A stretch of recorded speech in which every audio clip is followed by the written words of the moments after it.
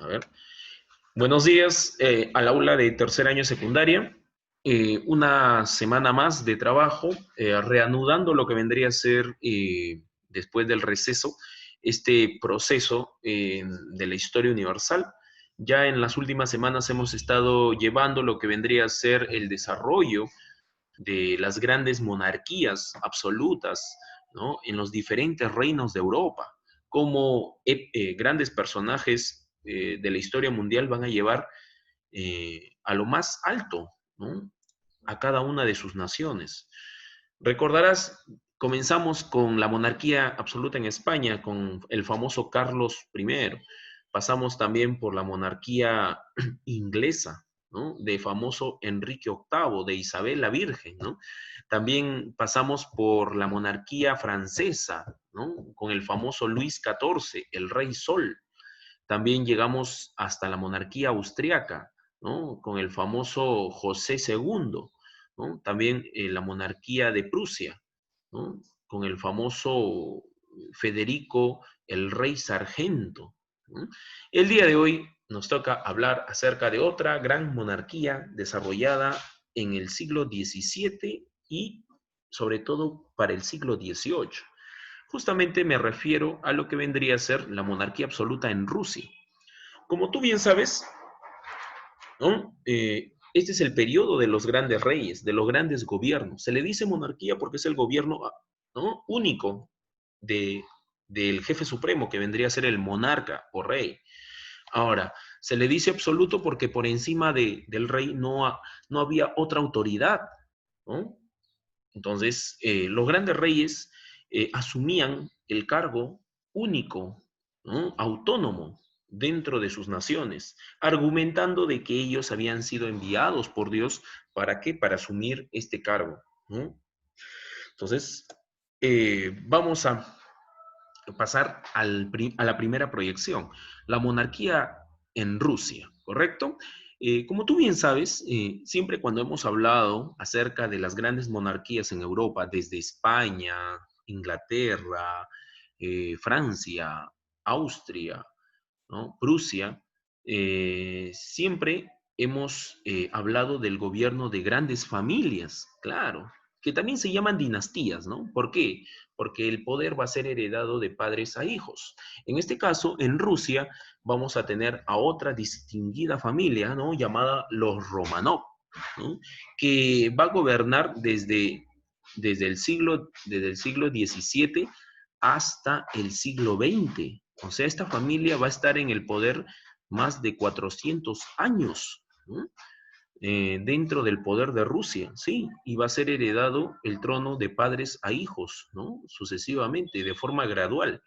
Entonces, acá tenemos la imagen del representante más característico de la monarquía en Rusia, ¿no? ¿Cómo se llama este personaje? Se llama Pedro I, el zar Pedro I. Profe, ¿por qué zar? ¿Qué significa zar? Zar significa rey, significa gran rey, o también le dicen el César, ¿no? En Rusia, esa conjetura es comúnmente utilizado para los grandes monarcas, ¿no? En este caso, el zar Pedro I el Grande, ¿correcto? Del cual vamos a tratar el día de hoy, ¿no? Ahora, antecedentes. Vamos a conocer un poco acerca de la historia, cómo se forjó esta nación llamada Rusia y que cómo hoy en día es una poderosa, ¿no? Un poderoso Estado. Fíjense, el siglo IX, nos tenemos que remontar hasta el siglo IX, básicamente, ¿no? En la Edad Media, ¿no? Eh, Durante este proceso de la Edad Media, podemos observar acá bien claro que dice la invasión de los pueblos bárbaros. Claro, tú recordarás cuando nosotros estudiamos ya el año pasado acerca de la Edad Media, ¿no? Tratamos acerca de la llegada de los bárbaros, ¿no? ¿Qué eran los bárbaros? Eran pueblos atrasados en sí, ¿no? Eran pueblos que tenían un bajo nivel cultural, a diferencia de la cultura o de la civilización de Roma, ¿no? E inclusive ese término llamado bárbaro lo aplicaron los romanos, ¿no?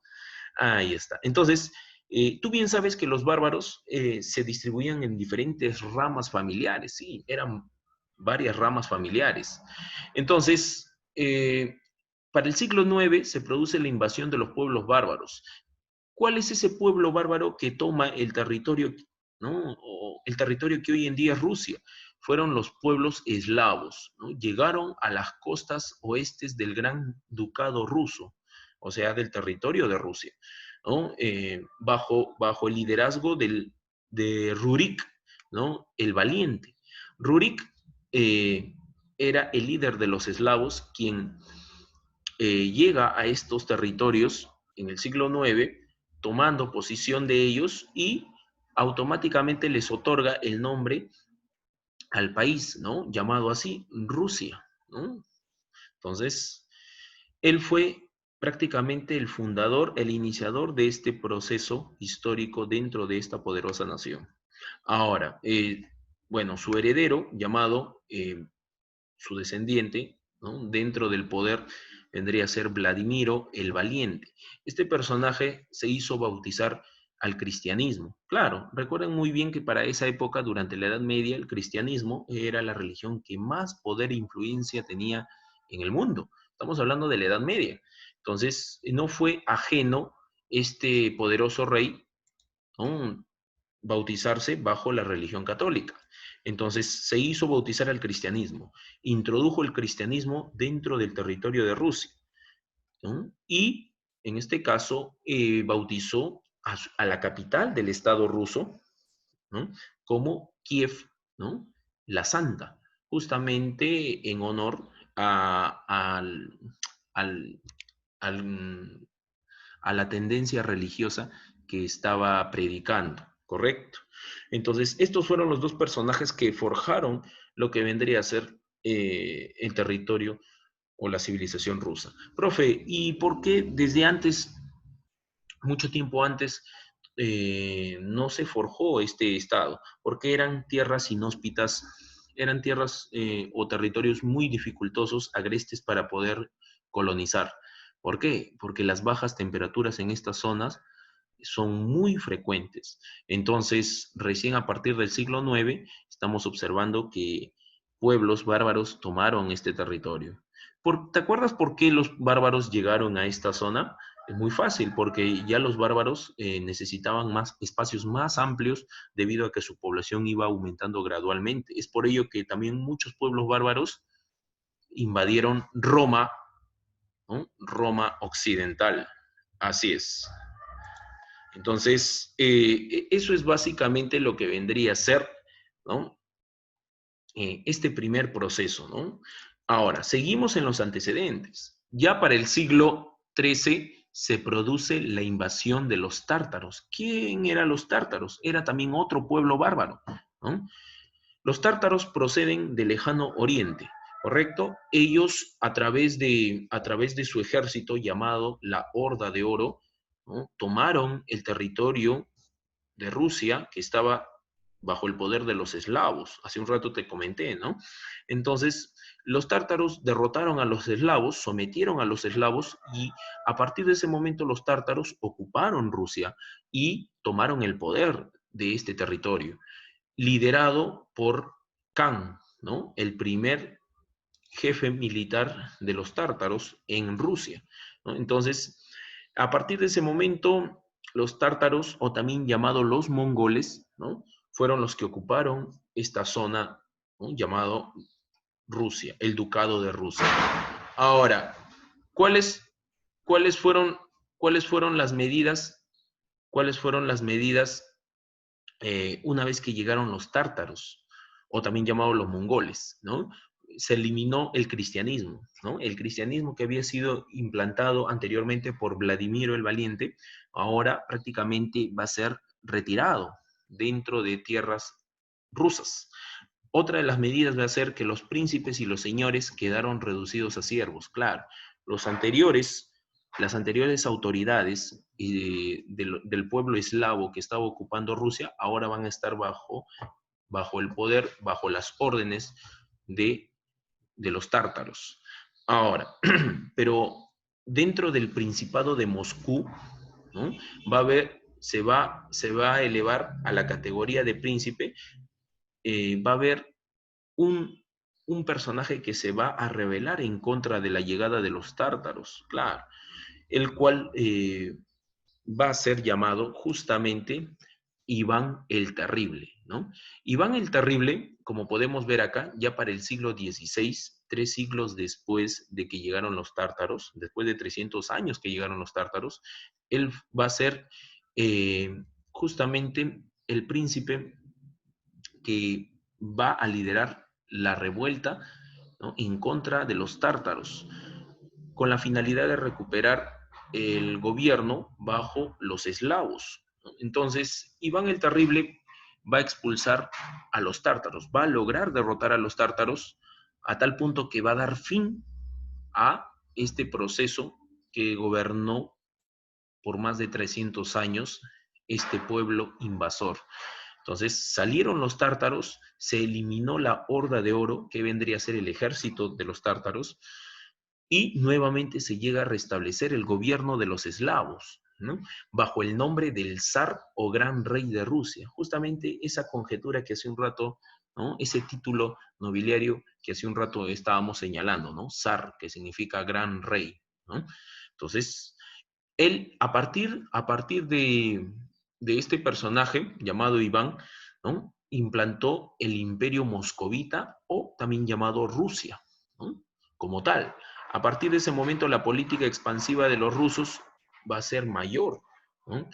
Entonces, Moscú se va a convertir en la capital de, de Rusia oficialmente, ¿no? Ya no va a ser Kiev, que en su momento lo bautizó Vladimiro el Valiente, recordarás, y Moscú va a ser tomada nuevamente como una ciudad santa, y nuevamente en Rusia se va a predicar el cristianismo, ¿no?, que había sido retirado por los tártaros. Ahora, entonces, este personaje llamado Iván va a implantar un régimen muy severo, muy vertical, ¿no?, tanto internamente dentro de su territorio y también para evitar otra posible invasión de algún pueblo bárbaro extranjero. Entonces, por ello también se le califica con el término, ¿no?, del terrible, por ser muy vertical y drástico con sus medidas. Ahora, a finales del siglo XVI se produce la anarquía. ¿Qué quiere decir esto? Tras la muerte de Iván, eh, el gobierno de Rusia va a quedar prácticamente en el aire. O sea, no va a haber un gobernador, un sucesor, un heredero al trono. Entonces, va a haber un conflicto, ¿no?, interno. ¿Quién va a ser el nuevo sucesor de Iván? Ya que no había dejado herederos.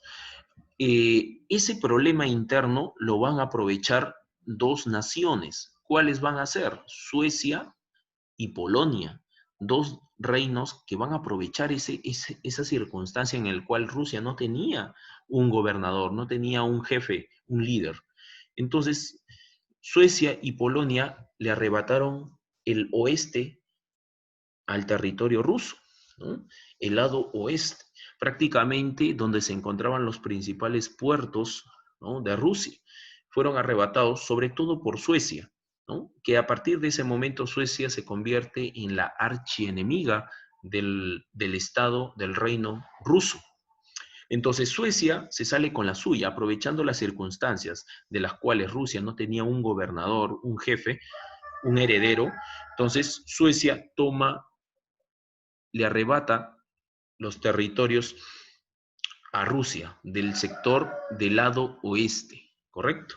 Entonces, eso va a quedar marcado, ¿no? A partir de ese momento va a quedar marcada una gran rivalidad entre rusos y suecos, ¿no? Ahora, para el siglo XVII, ya para esta época, se va a restablecer el orden, ¿no? Ya para inicios del siglo XVII se va a restablecer el orden, ¿no? Y se va a coronar como nuevo rey o jefe del Estado ruso a Miguel de Romanov.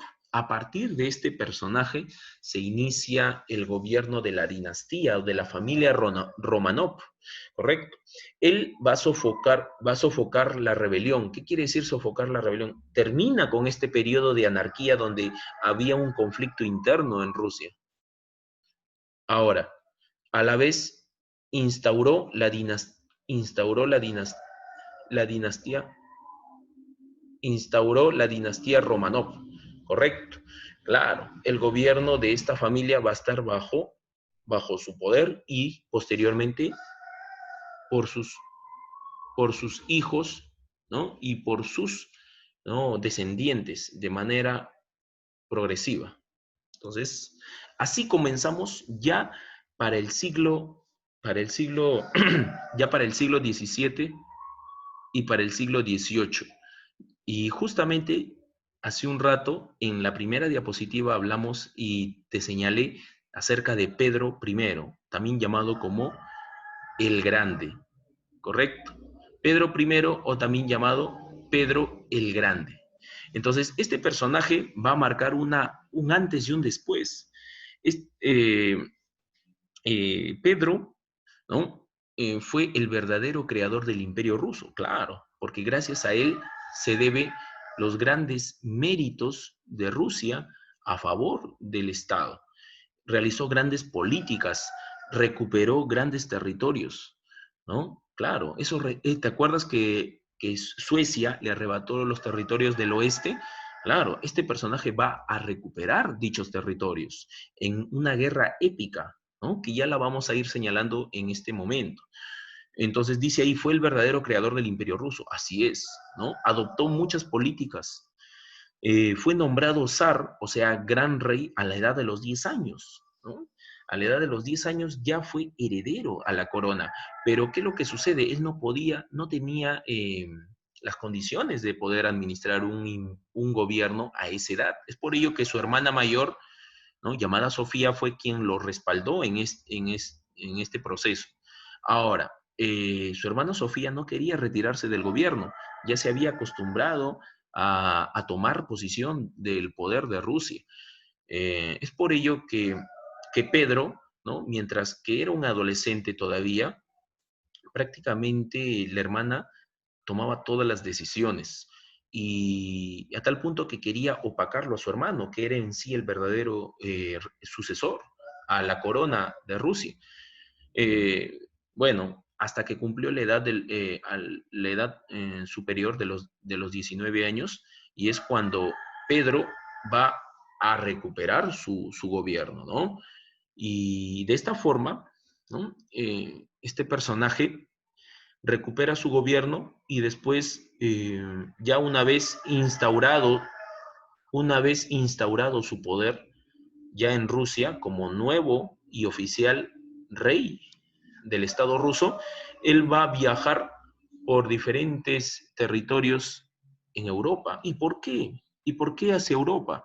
¿No? Porque desde muy, muy pequeño, ¿no?, adolescente en sí, él gustaba de leer y de constantemente, ¿no?, indagar en función a los libros acerca de las tradiciones, las costumbres europeas, y se enamoró de la cultura europea. Recuerda que Rusia está más hacia el oriente y Europa está hacia el occidente. Claro, Rusia más está al continente asiático, al continente de Asia, y Europa está hacia el otro lado. Entonces, él, una vez que ya cumplió la mayoría de edad y a la vez que era ya rey oficial de Rusia, entonces él va a ir a explorar diferentes reinos europeos. Claro, obviamente sin hacerse notar que es un rey, ¿no? Entonces viajó por Holanda, ¿no? Uno de los grandes, para aquellos tiempos, a finales del siglo XVII, inicios del siglo XVIII, Holanda era uno de los grandes países comerciales, ¿no?, que competía de igual a igual con Inglaterra. Entonces también viajó por Alemania, por Prusia, ¿no? En aquellos tiempos se llamaba Prusia, no Alemania, escúchalo bien, se llamaba Prusia, del cual ya hemos hablado, ¿no?, del famoso rey, ¿no?, Federico Guillermo, el rey sargento, claro. Alemania se caracterizaba por su gran ejército. Eso también le llamó mucho la atención a este personaje llamado Pedro, que viajó también por Alemania, viajó por Inglaterra. Le sorprendió mucho la forma en cómo se gobernaba. ¿Te acuerdas? En Inglaterra ya para estos tiempos se gobernaba bajo una monarquía parlamentaria, claro, ¿no?, donde el rey y el Congreso tienen el mismo poder, ¿no? Así es.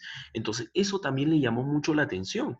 y a la vez en Francia, ¿no? El gran poder en aquellos tiempos del famoso Luis XIV, Luis XV, ¿no? Entonces, todo ello durante las visitas que realizó a estos países para aprender mucho acerca de la cultura de estas naciones, sus grandes, ¿no?, aportes, sus grandes desarrollos en cada uno de estos reinos, todo ese conocimiento lo trajo hacia Rusia, ¿no? Una vez ya, ¿no?, conocedor de todas las experiencias que había tenido en estas naciones. Entonces, es así que, ¿no? ¿Cuáles fueron las medidas de Pedro I en Rusia? Va a transformar relativamente a Rusia, ¿no? La va a modernizar para aquellos tiempos. Número uno, va a ser civilizar a su pueblo al mundo occidental, claro. Va a traer todo lo que aprendió de Europa para aplicarlo en Rusia. Invitó a numerosos extranjeros, claro, a muchos intelectuales europeos procedentes de Inglaterra, de Francia, de Holanda, los va a traer hacia Rusia para que puedan enseñar, impartir los conocimientos. Adoptó las costumbres europeas, la vestimenta alemana de civiles y militares, claro, ¿no? Entonces, todo lo que él aprendió de esas naciones prácticamente lo va a adoptar. Adoptar quiere decir que lo va a traer. Creó escuelas, fábricas, talleres y astilleros, escuelas para la educación integral, fábricas para la producción industrial, los talleres y los astilleros, tanto para la producción de grandes embarcaciones. Astilleros son lugares donde se producen en las grandes embarcaciones para convertir Rusia en una de las grandes potencias comerciales para aquellos tiempos, que compita de igual a igual con Holanda y con Inglaterra. Pero lo que le faltaba en sí a Rusia tener un puerto amplio, ¿no?, para dominar la zona marítima, ¿no? Y justamente ese puerto que necesitaba Rusia le había sido arrebatado por Suecia. ¿Te acordarás? Hace unos siglos atrás que le arrebataron la zona del oeste. Claro. Entonces Pedro ya estaba entre sus objetivos, su mira, recuperar el territorio que les habían arrebatado hace varios siglos atrás, ¿no?, el reino de Suecia. Y eso ya lo vamos a ver en breves momentos. Ahora, otra de las medidas fue convertir a Rusia en una potencia marítima, claro, ¿no?, llevarlos a la guerra contra, contra Suecia y otras naciones, ¿no?, ya que, ya que Rusia estaba aislado, no tenía contacto con el mar. ¿Por qué? Porque el reino de Suecia le habían quitado los territorios, como ya te dije hace un rato, ¿no? Sus principales puertos. Ahora, Pedro trasladó la capital hacia el mar Báltico, ¿no? Justamente el principal, por donde queda el principal puerto de Rusia. Ahora, a esa capital la va a llamar, bueno, a la nueva capital de Rusia, dentro del gobierno de Pedro I, la va a llamar San Petersburgo, o también llamado Petrogrado, ¿correcto? Ahora, este punto de acá que hemos dicho, ¿no?, que va a crear, o en este caso va a ubicar una nueva capital llamada San Petersburgo, eso, esa creación de esa capital va a ser posterior a la recuperación del territorio que estaba bajo el poder de Suecia, ¿no? Y eso ya lo vamos a hablar en breves momentos. Eh, otro, de los, otro de los puntos importantes del gobierno de Pedro fue establecer y aumentar el absolutismo. ¿Qué quiere decir eso? Que su poder iba a ser único, ¿no?, y que no hubiese otra autoridad que esté por encima de sus decisiones. Suprimió la milicia de los estrelís, que vendría a ser, ¿no?, tomar el poder absoluto sin la necesidad de consultar a alguien, ¿no?, que en este caso era el Parlamento, ¿no?, o en este caso otras instituciones. Se convirtió en jefe de la iglesia cismática. En aquellos tiempos la iglesia cismática era, mm, en, lo contrario a la política de la iglesia católica, ¿no? Cisma quiere decir, ¿no?, la separación con la iglesia católica. en este caso, una iglesia ortodoxa, ¿no? Una iglesia netamente para el reino de Rusia. Lo que sucedió en muchas naciones, ¿te acuerdas? Con el protestantismo, claro. También en Rusia no iba a ser ajeno el protestantismo, ¿no? También se iba a adoptar dentro del gobierno de Pedro I. A eso se le llama cisma, ¿no? De la iglesia. Se rompe con la iglesia católica y se adopta una religión particular. Ahora, ahí está. Llegamos al punto más importante, chicos. Justamente hace un rato les estaba comentando eh, que, que Suecia le arrebató hace unos cuantos siglos atrás, ¿no?, a Rusia el lado oeste de su territorio. Claro. Ahora Rusia va a ir en búsqueda, va a ir a recuperar su territorio. Y ese proceso de la guerra se va a llamar la Guerra del Norte. Claro, justamente porque el territorio en disputa, ¿no?, va a ser el sector, ¿no?, de la zona norte, ¿no?, de Europa. A ver, entonces, en este caso, ¿no?, Suecia, ¿no?, va a enfrentarse a Rusia. Suecia, para aquellos tiempos, estaba gobernado por el rey Carlos XII, ¿no? Era el famoso rey, ¿no?, conocido así en Suecia, reconocido en Europa por sus grandes hazañas, ¿no?, y sobre todo por sus grandes estrategias militares. Este personaje, ¿no?, va a proteger, va a defender los territorios que ya hace muchos siglos atrás sus antecesores le arrebataron a los rusos. Ahora Pedro viene a reclamar el territorio, ¿no?, del oeste, ¿no? ¿Te acordarás? Entonces, ¿qué es lo que hace Carlos XII de Suecia? Va a pedir apoyo, ¿no? ¿De quién? En este caso, va a pedir apoyo de su protectorado, que vendría a ser, ¿no?, su ejército. Entonces, su ejército se va a resguardar, se va a fortalecer con el fin de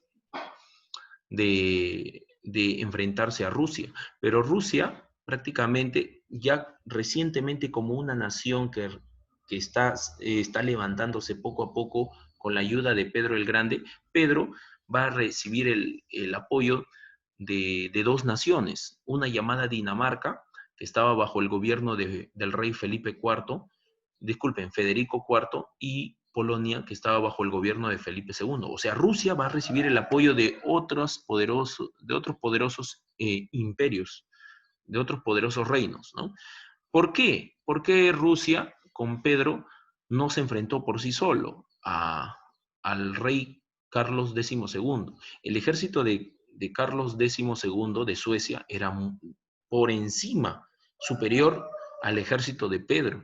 Recuerda bien que Rusia recién está desarrollándose, ¿no? Entonces, es por ello que Pedro pide el apoyo de Dinamarca y de Polonia, ¿no? Ahora, entonces, causa recuperar el territorio del oeste de Rusia. Claro, ese era el objetivo, ¿no?, que Rusia nuevamente recuperase su territorio. La guerra duró 21 años, ¿no?, de 1700 a 1721. Proceso, Suecia con Carlos XII, ¿no?, va a derrotar primero al ejército de Dinamarca, ¿no? Después, Carlos XII derrota a Polonia en dos territorios, en Riga y en Varsovia. Entonces, y por último, Carlos XII de Suecia a, se va a, enfrentar a Pedro I de Rusia en la batalla de Poltava en 1709. Esa fue la batalla decisiva. Al final Pedro se quedó solo. ¿Por qué? Porque Carlos XII le ganó tanto a sus aliados, a Dinamarca y a Polonia. Entonces, en la última batalla, donde Pedro por fin se encontraría con Carlos XII de Suecia, fue decisiva. Y la victoria fue de Pedro. A partir de ese momento, Pedro recupera el territorio del oeste, ¿no? Se firma la paz de Niyalt, la cual fue que Carlos XII acepta, ¿no?, su derrota y devuelve los territorios del oeste a Pedro. A partir de ese momento, Pedro es llamado el Grande, ¿correcto? Por su gran hazaña, ¿no?, a favor de su territorio. Recuperó el territorio del oeste. Entonces, una vez recuperado el territorio del oeste, Pedro, ¿no?, se hizo más imponente en su gobierno. A la mano derecha tenemos las imágenes, por ejemplo, en la parte superior tenemos al rey de Suecia, Carlos XII, el gran y poderoso rey militar, ¿no?, que tuvo que enfrentarse a 3 naciones, a Dinamarca, a Polonia y por último a Rusia, donde perdió. ¿Y por qué perdió, profe? Obviamente porque su ejército se iba reduciendo cada vez más y más. Es por ello que Pedro logra derrotarlo, a pesar de que tiene un ejército muy joven, ¿no? Ahora, en la parte inferior ahí tenemos al rey de Dinamarca, Federico IV, y al rey de Polonia, Augusto II. Y en la parte baja está justamente Pedro I de Rusia, ¿no? Así es, chicos. Ahora, una vez que Pedro se hizo, ¿no?, un personaje muy importante en Rusia, sus sucesores van a continuar con la misma política, sus herederos van a continuar con la misma política, pero no va a ser con la misma rigidez del gran rey Pedro, sino todo lo contrario. Muchos de ellos van a ser muy flexibles con el gobierno, hasta que llega la esposa de su nieto, ¿no? Su nieto se llamaba Pedro III y su esposa Catalina, la zarina. A las mujeres le dicen zarina, ¿no?, o reina, la zarina Catalina. ¿Y por qué su esposa de su nieto, llamado Pedro III, asume el gobierno? Porque su esposo, Pedro III, murió, ¿no?, a causa de una enfermedad, ¿no?, cardíaca, la cual, ¿no?, la única que quedó en el gobierno fue Catalina, pues. Entonces, a partir de ese momento, Catalina toma el gobierno de Rusia, heredó el gobierno de su esposo Pedro III, que murió muy joven, y estableció un despotismo superior. ¿Qué quiere decir? Un gobierno absoluto, al igual que el histórico Pedro I que ya hemos estudiado. ¿Cuáles fueron las medidas? Ensanchó más las fronteras de Rusia, ¿no? Expandió más Rusia, y amplió su dominio en Europa Central. Se produce la repartición de Polonia. Fíjense, acá tenemos un mapa en la parte inferior, cómo se van a repartir Polonia. ¿Quiénes se van a repartir Polonia? Polonia se va a repartir Rusia, el imperio de Prusia, del rey Sargento, ¿te acuerdas? Y el imperio austriaco. Esos 3 imperios se van a repartir Polonia. Polonia está en el medio, prácticamente Polonia estaba rodeado. Entonces, y aparte que Polonia tenía un ejército muy débil. Entonces, es por ello que estos 3 grandes imperios, Rusia, Prusia y Austria, se van a dividir Polonia. Y aprovechando que en ese momento Polonia no tenía un rey, un gobierno seguro, entonces ingresaron a Polonia y tomaron el territorio polaco y se dividieron el territorio. Entonces, ¿quiénes fueron los que se repartieron? Por Rusia, Catalina II; por Prusia, Federico II, ¿no?, el Grande; y por Austria, José II, ¿no? Se van a repartir Rusia y de esa forma desaparece este reino. ¿Y cuándo nuevamente llega a aparecer? Después de lo que vendría a ser la Segunda Guerra Mundial. ¡Wow! Todavía para posterior.